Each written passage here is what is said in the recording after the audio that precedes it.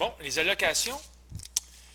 Ben moi, je suis déjà prêt. J'ai fait mon petit fichier notebook et en réfléchissant bien, là, j'ai trouvé 4 étapes à faire. Ça peut être un peu différent pour vous. Mais la première étape, c'est le partage du 176 puis là, ma soeur en reçoit 28 de plus que moi. Donc, dans le fond, ce que je vais faire, c'est ceci. Ma part de dollars va être 176 moins les 28 que ma sœur est là. Et une fois qu'elle a le 28 on divise par 2. Comme ça. Et donc, 176 moins 28 divisé par 2. Tu sais, on peut faire des petites stratégies. Hein? 176 moins 30 plus 2. C'est la même chose que 176 moins 28. Et ça donne donc 146 plus 2, 148. C'est une stratégie très efficace, il n'y a pas de problème. Ce qui fait 148 divisé par 2. Et finalement, ça va faire 74. Ma part est 74 $.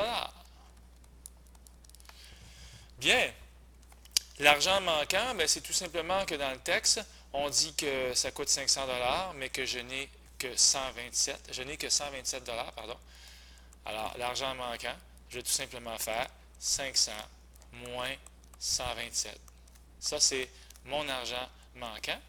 Et ça devrait donner 373 $. Alors, il manque 373 $. Puis en plus, je n'ai pas vraiment 74 par semaine. En passant, le mot hebdomadaire, qui arrive souvent dans le texte, hein, on va aller le lire ensemble. Ça veut dire que je reçois 176 $. En fait, je reçois 74 $ hebdomadairement. Voilà.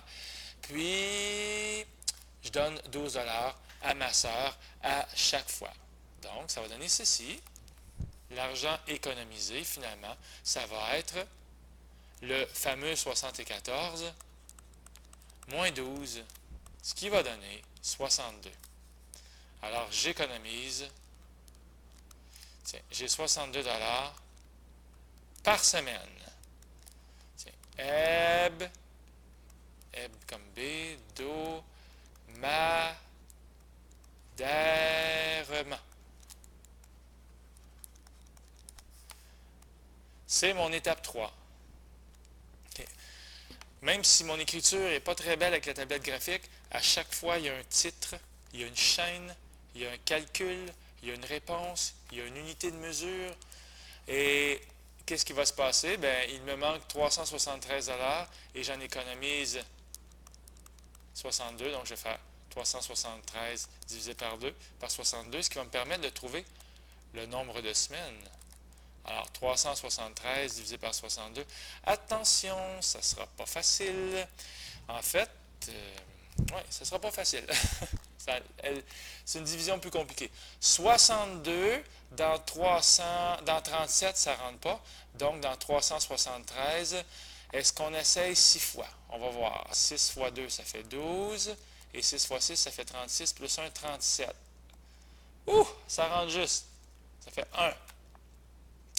OK. Il n'y a plus rien à descendre. On met une virgule. Et je descends le 0. 62, est-ce que ça rentre dans 10? Ça ne rentre pas non plus. Ça rentre 0 fois. On rajoute un autre 0. Dans 100, ça va rentrer une fois. Il va en rester 38. OK. On essaye 6 fois.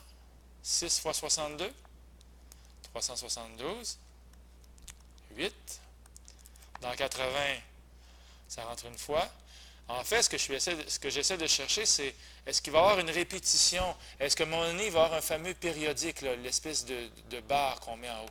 Puis si on n'en trouve pas au bout de 3-4 décimales, il est temps de passer à une autre chose. Hein? On va essayer une dernière fois. Donc, 1 fois 62, ça fait 62. Il va rester 18. On rajoute un 0. Il va rentrer 2 fois. Bon. Et il n'y a pas de mal à arrêter à un moment donné. Je mets des points de suspension.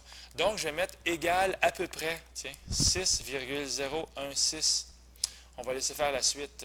C'est bien ça, le égal à peu près, hein? Et il faudra... Bien, ça veut dire que 6 allocations, ça ne sera pas assez. Il m'en faut 6,016. Il va me falloir 7 allocations. En fait, il va me falloir 7 semaines. C'est ça la réponse, les amis. Il va falloir 7 semaines avant de pouvoir m'offrir le iPad bleu turquoise.